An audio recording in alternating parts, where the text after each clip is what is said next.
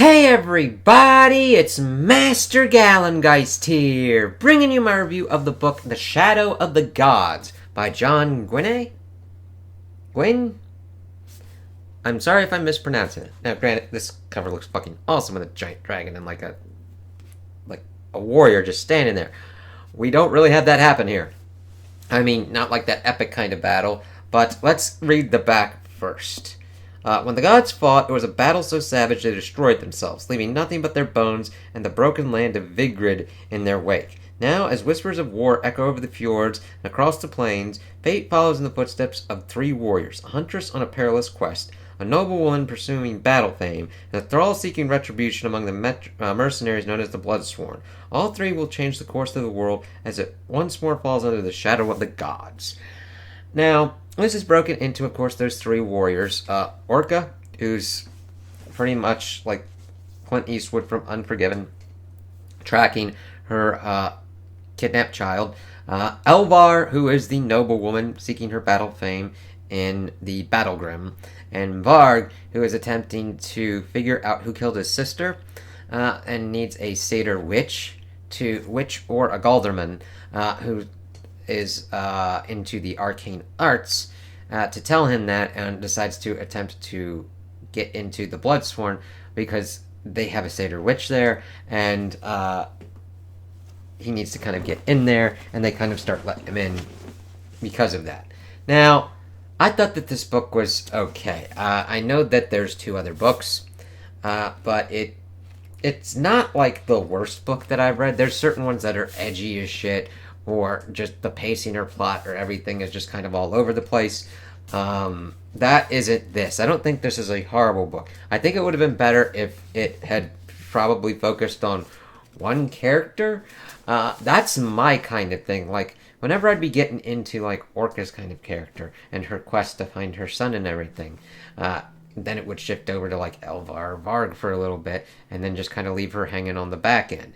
And the biggest kind of pacing kind of problem I had with this is that it would go into certain kind of Viking details, like, you know, on the Wheel of Time, I need braid pulling, excessive embroidery details, similar kind of names and stuff like that. We don't get similar kind of names. We get the same kind of, like, okay, this person's really into Viking Norse kind of stuff and really focuses more on the armor and everything kind of going on. But it's the same kind of armor. I mean, you're going to know what the fuck a I'm gonna mispronounce this fucking thing.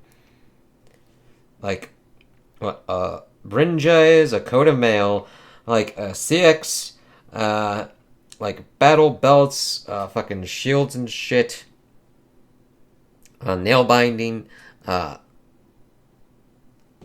that kind of stuff. I'd rather focused on, like, certain kind of, like, things going on with, like, the Holmganga. I'm probably mispronouncing that. Let me see. Holmganga, yeah, like a duel with stuff like that and everything, because that's introduced in Orca's kind of thing, because we've got the three main characters, but then they've got some, their own kind of little supporting cast that then start kind of interweaving throughout the story. We mainly focus on Orca first, seeing how, like, her setting works, her with her husband Thorkel and her son Brekka, how they kind of work within the setting, and there's stuff kind of going nutty around their place. Their Jarl Sigrun has decided to bend the knee to Queen Helka, who has set up shop in this place that utilizes the bones of dead gods. This one kind of goes along the similar kind of lines of any kind of creation kind of myth. Vigrid, there were gods, there were mainly snakes and stuff like that. This Snaka, father of them. We got Ulfrith the wolf, Orna the eagle, that one's connected with Helka, Likrifa?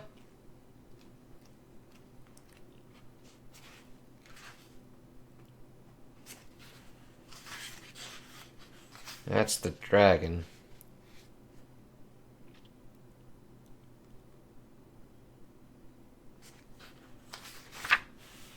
Yeah. Who gets pretty much freed at the end of this, which is the kind of whole dragon thing. I really wasn't that interested in it, because we get the kind of creation that Orna tricked Likrifa into being pretty much put underneath, and we also get that there were also people termed as tainted, almost pretty much on the kind of realm as mutants in Marvel. I mean, you see my channel, I talk about Marvel stuff a lot. This is like, they've got powers, either like a berserker, or a wolf, or a hound. We also get introduced to, like, foxes, rats, that kind of stuff as well. But they are pretty much utilized as thralls and made as slaves for their power to stop them from fucking up the world and shit. We learned that Orca is pretty much one of them at the end. Her son was taken because he's tainted as well, and that the offspring of Ligrifa are attempting to free her, and they succeed at that end.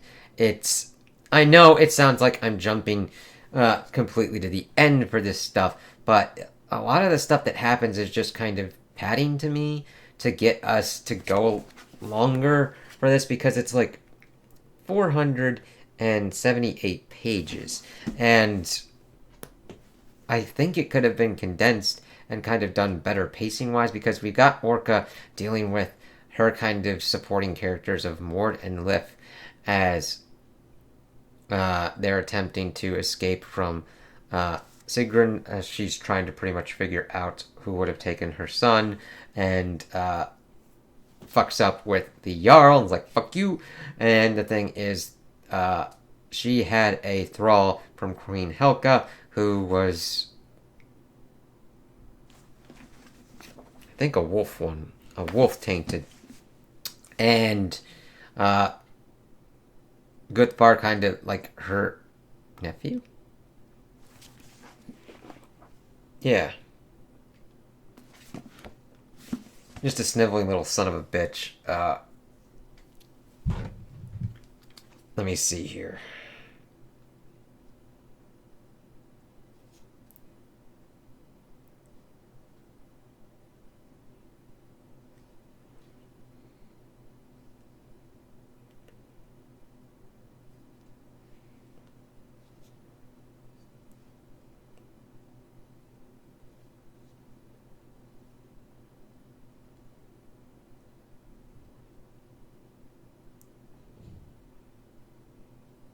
What the fuck is that? No. God damn it, Google. Stop fucking... Okay, whatever. But this asshole pretty much had challenged their father, because he's like, Jarl Sigrun, we got people fucking missing and people getting taken. And it's like, alright. And then they fight in a Holmganga, and he was about to pretty much take out Guthvar, and then the thrall killed him, and then the two sons are like, we're gonna fucking go after you. And of course they fucking fail, but Orca kind of like takes them with her. I understand it's pretty much Brekka's influence of trying to make her a kind of better person. But the thing is, we don't get enough focus on that, because we then also have to focus on Elvar, who wants to break free from her father's influence and gain her own battle fame, and do all these riches and shit like that, as this character, Uspa, is being like, fuck that, it's stupid like that. And then, of course, going to, like, this treasured place where the gods fell, but also helping her get her son back, which evidently we find out is an orchestrated thing by these Raven Feeder motherfuckers, which are linked up as being children of the Griffa. And Varg gets linked up in the Bloodsworn, which is a mercenary group made up of Tainted. And we see him kind of bonding and kind of getting through and trying to be a happy kind of person, which those are the ones that kind of work out the best for me. Elvar, I understand, trying to break free from her father, but then it gets at the end where I'm like, why are you following this Agnar dude? He's just being kind of a dick. And it's really kind of funny. We see this kind of turn as this Bjorn dude who's been like being this really loyal kind of person and being in love with Elvar, decides to kill Agnar because of how he traded in the Tainted, because we begin pretty much going after this Berserker dude, which is Uspa's husband, and they utilize the children to do a blood thing to open up Ligrifa's prison. And that sets about the change of everything for the world. It's like, okay, the thing is, it's done at the end. I don't care. Orca eventually is able to go through palling around with Mord and Lif, and pretty much destroys a whole place by herself. And we find out that she used to head up the Bloodsworn.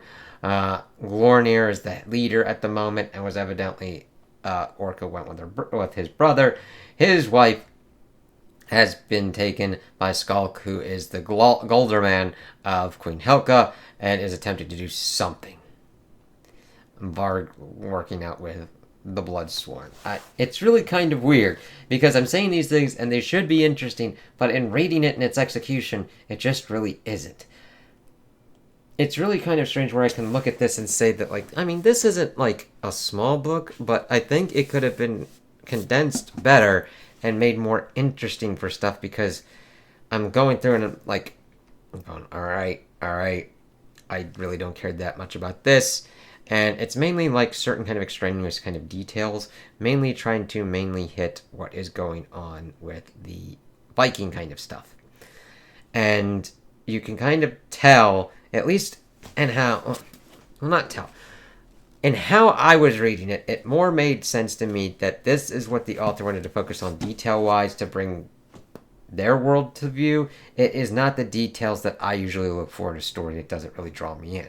I'm into the plot, the world building, the characters, everything kind of going on with that. I don't care that much about how many times Brinja are said about, and like the Sikhs, and like making sure that the weapon belts are the same kind of ones across all different kinds of characters. Like, if there was some variety in there, I would have been fine with it. But we didn't really get that much variety. Varg kills somebody that's got, like, plate mail, and that's about the extent of the variety that we get, and then it's not even really utilized. He just kind of, like, keeps it because he had technically won it because he killed the motherfucker. But he's like, yeah, I don't know how to fucking use that, so I'm just gonna kind of, like, save that for later. It's just kind of repeated kind of stuff that's like seemed more interest. Like when I was reading it seemed more of the interesting kind of stuff that the author wanted, rather than what they kind of wanted to focus on for like the reader to kind of bring them in, because it didn't really bring me in. It's just more stuff that I glaze over as I was going in to try and see more of what was kind of going on, like Orca trying to wrestle with what she would have to do to save her son and try and get him back. Varg with the guilt he feels from making friends and everything, and trying to help people out, and having this kind of choice at the end to wait for Glornir to potentially recognize him and offer him to be inducted into the Bloodsworn, so that way he can have his magical conference with a Satyr Witch to figure out what happened with his sister. Or should he take Salk up on his offer and have him perform the rite and see what goes on there? Well, he doesn't do that at the end, and instead gets sworn into the Bloodsworn, because Skulk's like, I kind of want this Bone Sword that kind of fucked you up. That's from a dead god, so yeah, I kind of want this thing and this Satyr Witch, and let's kind of like boogie woogie, motherfucker. And then it's like, okie dokie. Fuck. Elvar pretty much, she was like the least interesting to me, mainly as it got towards the end. As we saw what kind of happened off, and I'm like, yeah, you did a lot of stupid shit. You led these people here that unleashed a god that's not dead, so what? Like, you can see what goes on with that. I'm not that interested with it. And Agnar was an asshole. He wanted riches and fame. You wanted riches and fame. And look at what it wrought. I don't mind you wanting to be a warrior, but you're just thinking about, like, your battle fame and money and shit like that, and I'm like, fuck you. Like, seriously. I'm glad that you're breaking out under your asshole father. Sure, yeah, that's cool. But then you're like pissed off at Bjorn for being like, Agnar sold my people for money and shit. Fuck that guy. It's like, yeah. And now they were and they weren't even really trying to stop the Raven Feeders from unleashing a dragon god. They were just doing it because they wanted the shit there. It's like, I don't like any of you.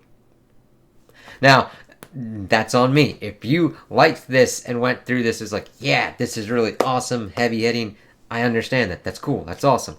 I just really wasn't into it, and I really wasn't even into the fight scenes. They didn't draw me in. There's certain ones where I'm like, holy fucking shit. And I'm like, oh god, the battles! Holy fucking shit! Like you got the Dark Tower series going ham. Lord of the Rings. Percy Jackson series. The Red Rising series. Ones that bring you into what's going on combat-wise. And it's like, holy fucking shit, this is the detail I want. I don't really... It had a kind of uneven pacing, almost to a certain extent of certain kind of anime ones, where you got... good at, like, I bring in the anime as an interesting kind of example because there's so much anime content that's put out, especially within the shonen kind of battle series, where you can really kind of see this at play, where they don't know exactly how to handle it. Where you will see one side very much having too much of an advantage, where the point's like, where's the drop, where's the drop, where's the drop, and then you have that kind of smoosh, and it's like, holy fucking shit, and that kind of turn to kind of bring it there. But the balancing is, it's more of a kind of push and pull. You kind of have to see the testing, what's kind of going on, and how it kind of works out on that kind of front. Whereas this, it's just, you'd get that kind of turn a little bit too quick. Not to the extent where I've seen like the worst kind of shonen anime or other kind of media do it. This isn't on the complete level where someone's like, crack ass, crack ass, crack ass, crack ass, and they're dead. Like almost immediately. Like it doesn't go completely on that kind of like turning of a dime. But it just really wasn't, I didn't get drawn into it with the words. It didn't bring me into it action-wise, and that is a big thing when you've got kind of like a series like this, especially on it being with like Viking kind of fights and stuff like that. Yes, that's up my alley, please. Now, I'm probably thinking it's mainly just down to I am not into the author's style, and I would definitely be the one to pretty much say that. Like, I do not think this is a bad book or that people should shy away from it. Now, if you're not into blood, guts, and gore and shit like that, yes, stay away from this. No. Don't. No. Okay? Nope. If you're into the kind of Norse mythology and everything, and his writing style works for you, I think it would be enjoyable. There's enough there within the world and the kind of mythology building to kind of pretty much bring you in. Character-wise, I think that having the three characters worked more against the book for me than for me. I would have rather had Elvar in the background as someone else's character, mainly focused potentially on Orca and Varg. Like, if anything, I would have kind of fused it all together, had Orca pretty much be the main kind of one that we're following, have her pick up Varg on the way, and have them kind of working out together, her kind of teaching him to become more of a person after escaping thrallhood and trying to find his sister's killers and stuff like that, and then potentially linking up with Elvar trying to escape the noble trappings and having their own kind of weird little three-band like that and kind of cracking on like that. Because most of the time, they're just... the really big kind of hit is that they are in three different places and trying to connect these narratives, it just takes even though this is kind of shorter, it takes too long until you get to the end and it's like, oh, okay, this is how they all kind of connect. It's like, alright, where are these motherfuckers going? That's down to kind of my personal preference. I don't think it is done in a completely and utterly horrendous manner where I'd be like, stay away from this motherfucker. No. If the cover interests you, what I've said about it has interested you, and you fucking love it and awesome, that's great. Alright? Crack into it, have your fun, enjoy it. Okay? This just didn't work for me, and I'm not really that interested in seeing out how the rest of the series kind of goes. If anything, I might look into maybe another book from this author, but just from even talking about it in this review, I just don't think that the writing style is for me and what kind of details that the author decides to focus on. Since doing these reviews, I kind of start figuring that out, mainly with even in this kind of review, of what are the details that the author wants to focus on and how to line up not just that with not just interests like Vikings, what details are they saying that are really awesome and what you kind of want to get into. Now, the Wheel of Time, even though certain kind of details and honing in on certain kind of things were kind of a problem with me, there were other things that were honed in on as well, detail-wise, that was able to capture my interest and keep me intrigued. Same with the Dark Tower series, and like Percy Jackson and all that kind of stuff. there can be certain ones where like certain details are maybe overemphasized, but it depends upon what level that is done to and what other kind of level the other kind of details are that kind of pull me in. The characters, I wish had been a little bit better done, like how they were juggled pretty much. And that's kind of why they weren't able to overcome certain kind of things of like, I don't care about like the boats. Or if I do care about the boats, just say it kind of once and just kind of leave it to that effect. I don't need it like repeated. And that's where kind of like the certain kind of repetition, especially with like, they're having the same kind of mail, they're having the same kind of weapons. If you're introducing me to these certain kind of characters, give them at least a little something interesting, like an axe that's like double-sided or something like that, or a Seeks that's like shoots out fucking venom or something, you know what I mean? Like a crazy ass thing that's like we get later on, there's like, oh fucking shit, holy god, you know what I mean? Like you wouldn't be able to tell most of the warriors by their kit unless you're talking about what's embossed on their shields. But that's about it. So if you're into Norse mythology and a different kind of take that's inspired by Norse mythology, definitely go for it. If you're interested in looking into these three kind of characters, Orca, the motherfucking mother that's like, I'm gonna get my kid back, Elvar, who's like, I'm gonna get battle fame, and Varg's like, I just want to figure out what the fuck happened to my sister, and kind of get to a human being. Varg and Orca were the ones that I connected with the most, mostly with Varg because of the whole kind of sibling relationship that is core and central to his character. Yeah, check it out. If that doesn't sound that interesting to you, check out some other stuff. Yeah. And if you do check out some other stuff and are like, this sounds kind of more up your alley, talk to me in the comments. So, those are my opinions on the book. Tell me what you guys think in the comments below. If you liked it, if you didn't like it, if you agree with me, if you disagree with me. Also like and subscribe, and I hope you have a good day.